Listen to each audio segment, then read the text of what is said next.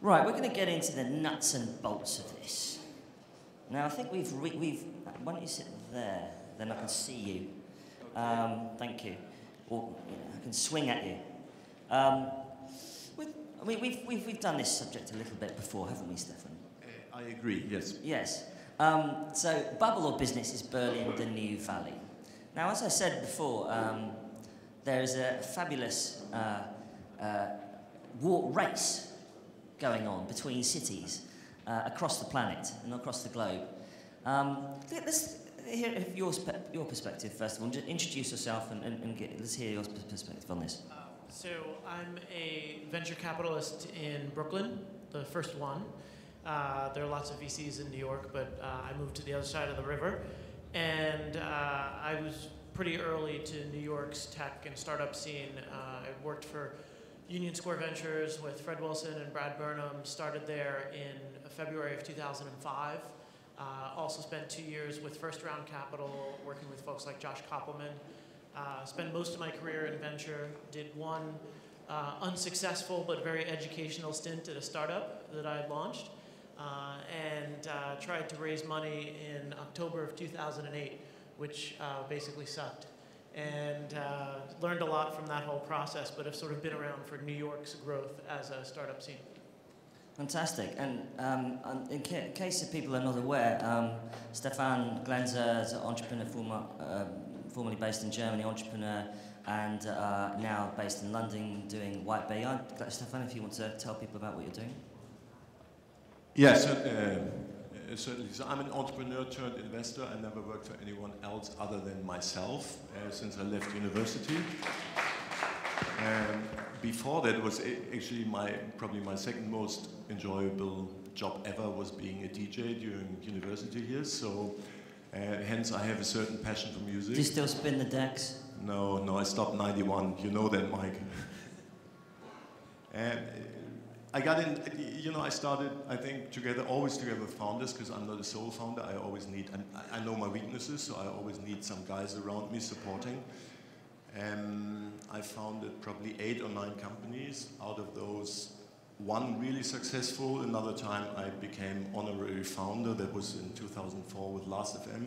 So that was the second great ride in my entrepreneurial life. The others have been pretty much average, unsuccessful. So I'm a big believer in the learning.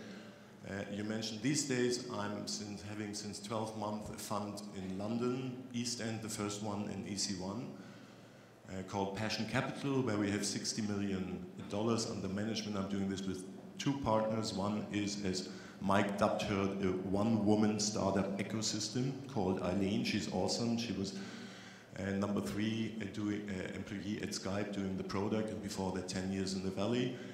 And the third guy I've partnered up is the man whom I sold Ricardo to in 2000 in a rather complicated transaction, because they've been listed in Nasdaq and LSE, and we at Neuer Markt. So we met on the opposite side of the table and now decided to start, and our aim is to actually build kick-ass companies, digital ones out of Europe, the best ones.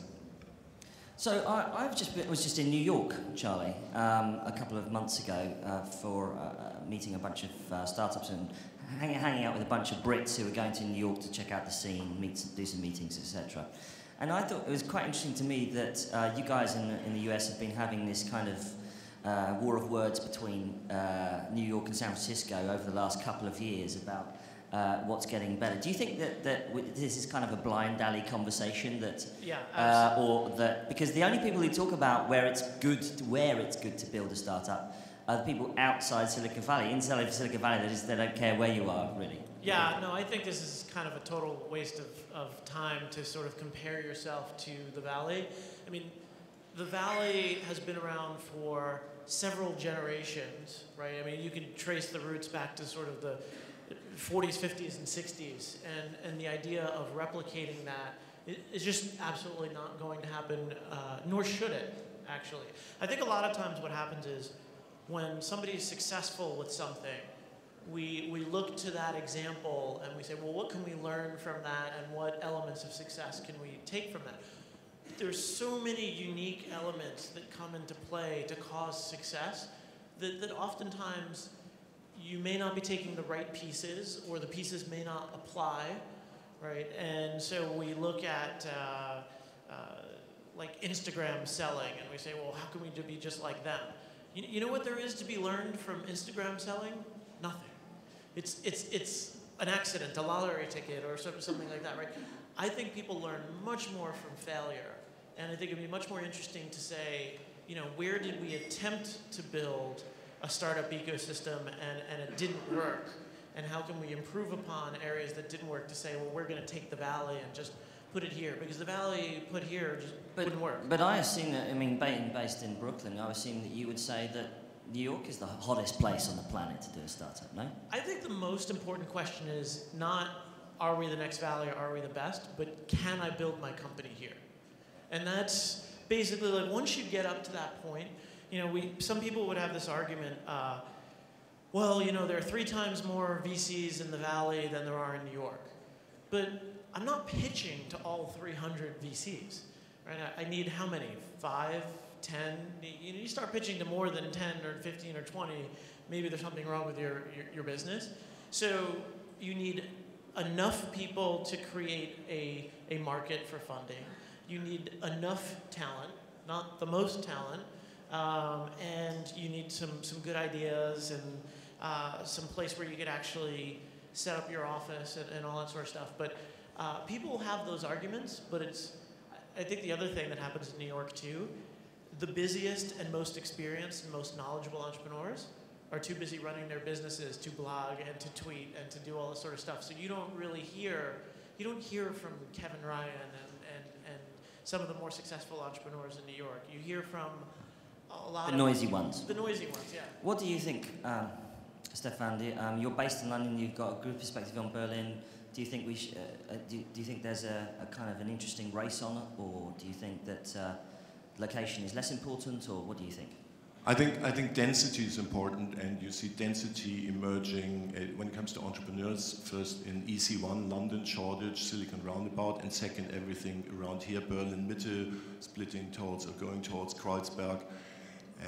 With a dynamic, so I'm very much enjoying seeing the past 12 years in London, and we have created tons of billion-dollar companies. I mean, we still can do better. By the way, I totally agree. No one is actually anyhow comparable to the Valley. They are in their own league, and it's going to take decades, if ever, for the rest of us. But what I see here in Berlin is a global, unique situation to create young startups. And we are, for the first time, and being German, I'm actually quite proud to say so, that it's the first time that we do have that we do found our place on the digital agenda on a global scale. And because, German, I think Christian before said the Deutsche Ingenieurskunst, so I think the ability to execute is unparalleled in the German DNA. And out of this whole copycatting, which happened pretty much from 2004 onwards, since 24 months, we see a rather international rollout, and this will create probably the first time a force out of Europe. I think that's certainly as an outside observer looking in and oftentimes visitor to Berlin, I see that there has been a change from the execution culture and cloning, whatever you want to call it, copycatting culture, to a more of an innovation culture. But the two remain the same. Yet, sorry to interrupt. No, it's actually important. This is, of course, happening. I mean, SoundCloud is Alexa top 100 on a global scale. We see other great entrepreneurs, international entrepreneurs coming to the city. And now we need to actually build the bridge to the London or New York capital market. And we need to build a bridge between these innovative guys and the unbelievable educational process going on in all these factories. I mean, what's happening in, whether it's Rocket, whether it's Project A, whether it's Team Europe Ventures, I've only seen one place to a more intense degree, and that's the cloning factories in Beijing. I mean, they are only focusing on their home market, but I mean, that's really 10,000 people sitting on 15 floors just copying whatsoever within 6 days. Yeah, that's again another league. Other than that, I think building the bridge between Berlin, London, and New York is probably the stuff I would love to work on. I think that's really important. when I started my fund, I was very excited about the community of creatives that are in Brooklyn, and I thought about building up that ecosystem, but then I realized that the more you trump up your own little area, the more you actually potentially separate it from else, that you emphasize the decision to be here versus there. And I think in the New York example that New York is better when the Brooklyn community is better, and that the creatives cross the river every now and then, right? And you have the cross-fertilization. Yeah, exactly. And there's no reason why your capital can't come from one place and your expertise can't come from another, and there shouldn't be sort of less borders between all this sort of stuff. Mike, may I remind you, it's your job to do some controversy here, yeah? Well, okay, I'm about to do that. So here's my controversial bit, which is that I think you don't get an ecosystem unless the founders allow staff members to participate in the wealth creation of the startup. One of the problems that I have with any kind of an incubator or cloning factory or whatever you want to call it is that these people, depending on how it's set up, and naming no names, these people are given only salaries and not equity and shares and options in the company, and don't participate in the value creation on exit and liquidity from the startup. Is it not a free market? Can't they choose to work there? Well, this is a good point, right? So the thing is they are choosing to work in these places for a so-called education and to get good at execution. Mike, what these guys are doing, but does that create an ecosystem?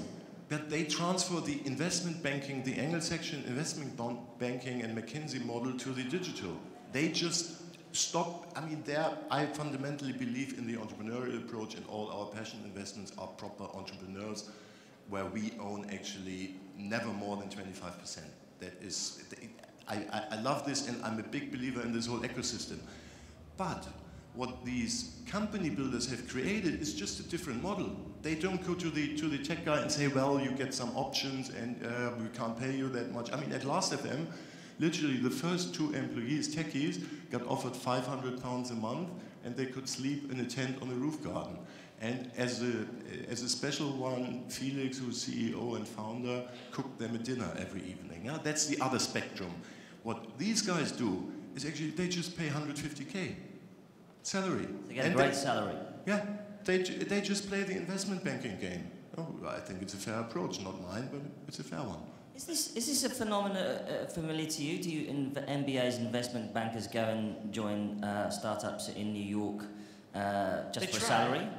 No, they try. Not just for salary, but I think they're, so in 2008, with the sort of collapse of some of the financial markets, you had all these extra investment bankers that the banks had let go, that people start picking their heads up and thinking, well, if I have to be a starving employee of some kind, I'd rather be a starving entrepreneur than a starving investment banker.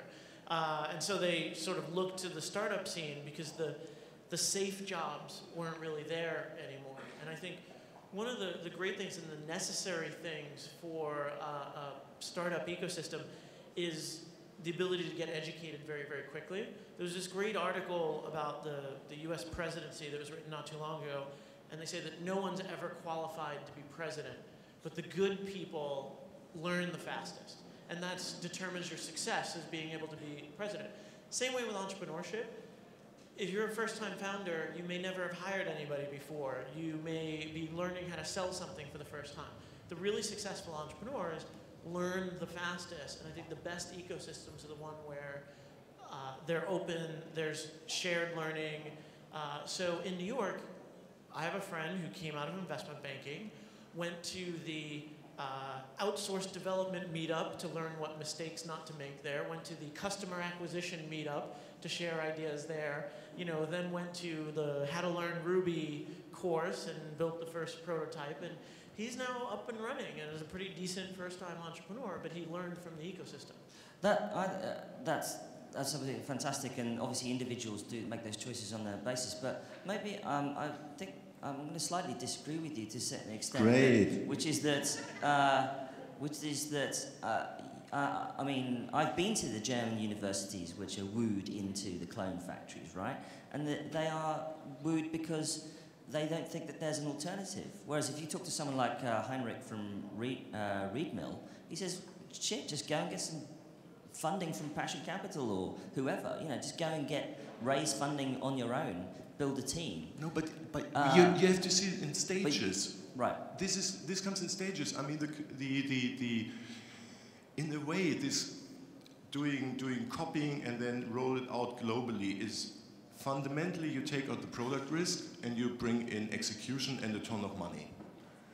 And that leads just to, I think, in all factories over the past 6 months, recruiting of 2,500 people who are all working in digital.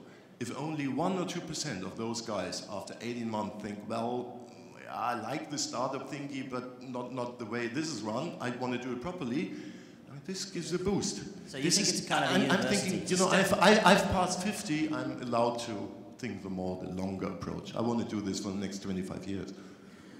Okay, right. Let's do the last bit basically on this the ecosystem.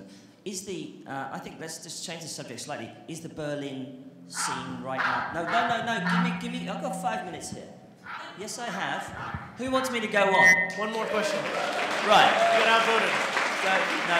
Sorry. I got 5 minutes. Right. Is the ecosystem here now mature enough to support the next Facebook, the next Twitter globally from Berlin right now, or is it going to be, or is it? Are we talking another place like London or something? I'm an analog person, so I can't give you a clear 0 or 1. I say yes if. Yes if what? If we get it right, if we bring all the cultures we are having, we have unbelievable hungry IT talent in Eastern Europe, we have fantastic financing in London and New York, and capital you can get it everywhere, but it's actually fantastic in New York and London. You have fantastic executional power within the Germans. I take the Brits for business development, and my CEO would be a Swede. Would be who, sir?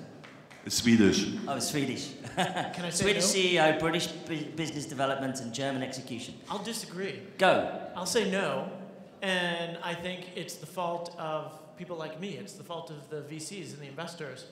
I asked a bunch of people about this whole cloning culture, and I thought that maybe it was an issue on behalf of the entrepreneurs, that they weren't creative enough or whatever. And what I hear time and time again is, no, that's what people are willing to fund. It's easy to go to an investor and to say, well, look, this model works over here, so I'm just going to sort of take this and replicate it. And I'm hearing that investors aren't willing to take enough risk in new ideas and original ideas, whatever. How many seed deals did you do? The money is being sucked out of innovation. How many seed deals did you do in the last 12 months with your fund? I'm sorry? How many seed deals did you do? Oh, seed deals in the last 12 months. So combined with first round, 5. Okay, we did 20. So were these risky But you're in models? London, not Berlin. You're not here. Not You're not even here. There's not even here. Wait. We did out of this 20. I mean, I'm a European. Yeah, I'm a European dude. Whether it's London or Berlin or Slovenia, I frankly don't care. But other than that, we did five investments in Berlin, and I did additional 2 angel deals in Berlin. So. Okay. How many people do you have? We are 3 founders and 1 associate. Okay, so that's 5 across 4. So that's 5 per person. I'm 1. So it's 5. Same. You have more people than I do. You've got more people. Yeah. Fair enough. Well, I don't know. We could go on forever. I think I'm being thrown off the stage. Now we arm wrestle, right? Now you arm wrestle. Now we punch it out. But ladies and gentlemen, let's hear. Does anyone have any questions just before we go? We have room for a couple of questions. Yeah, let's get some questions. Anybody at the back? Oh, there's one. Oh, there's one. Can I borrow your mic? Can you say who you are, where you're from? I mean, company, not jurisdiction. My name is Shannon Smith, and I'm a journalist Anybody here. But I want to know if Berlin has become like the new Silicon Valley. What's your vision for that in terms of like what you're creating there? Is it about size? Is it about profits? Or is it about solutions? And like, I don't know, I think that's important, like your vision, not just based on money or something else. it's hard to create sustainable solutions without profit, right? At some point, your business model can't be sucking up money from VCs. So I think it's fine to start out with investor capital and go for the long ball, but ultimately, if these companies are going to be really sustainable, it's not a bad thing to make revenue and profit, and they don't have to be mutually exclusive. It's all about the product. You know, everything analog will become digital, and now it's about finding better digital problem solutions. And once this gets adapted by masses of people, the business model is actually rather easy. All right, Mike, who won? Okay, over here we have the view that Berlin, yes, if a few things happen, and over here we say no, not yet. So, this guy, what do you think? This guy. Charlie. Okay. And Stefan.